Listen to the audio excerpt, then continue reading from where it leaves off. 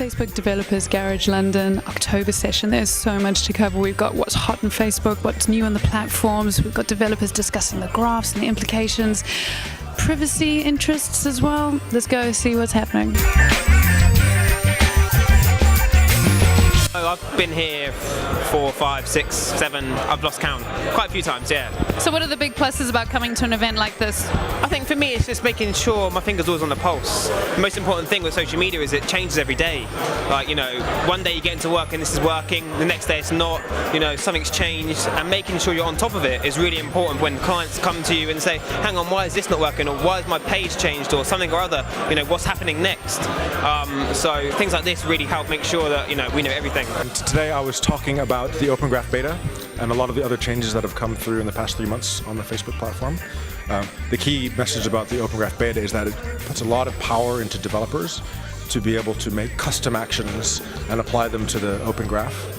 And that means that you're going to see a huge layer of more detailed interactions between these objects from these apps, which hopefully will make not only the web a better place, but also give us a lot of insight into the way people interact with things. And I think that's going to be really cool.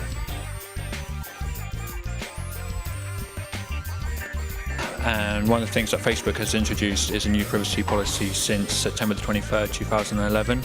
And that's made it much more simple and straightforward for users to understand how their data is used by Facebook. And I recommend everyone reads it. The privacy policy is absolutely invaluable, especially for people who make products like us. A lot of our games require us to harvest information from, perhaps harvest is such a horrible word, from our players, and quite often that's actually the end. That's actually the aim of the game. So it's invaluable to make sure that we keep up to date on exactly what's going on with Facebook privacy policy. For me, because I really want to understand more stuff about the privacy policy, more stuff about how we can use it for marketing, you know, what's different. Obviously, Facebook changes everything all the time. You know, we just had the lawyer talking about the brand new privacy policy from September, and I don't recall getting a letter from Facebook to that effect. So you kind of have to turn up to these things to figure it all out. Obviously, there's a talk about how to make sure you know your privacy policy. Very useful for us. We're going to have to make sure our privacy policy is watertight.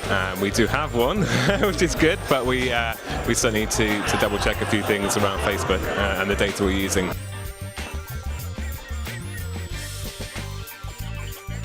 And what I was talking about today is how we're using social graph data to, which has low sparsity, which basically means there's a lot of overlaps and interactions between people on Facebook, to basically boost the sparsity and increase the recommendations on any other service. So the user experience really for anyone connecting via Facebook with this API in place would be, they hit the connect button, and then the next page will be completely personalized for them.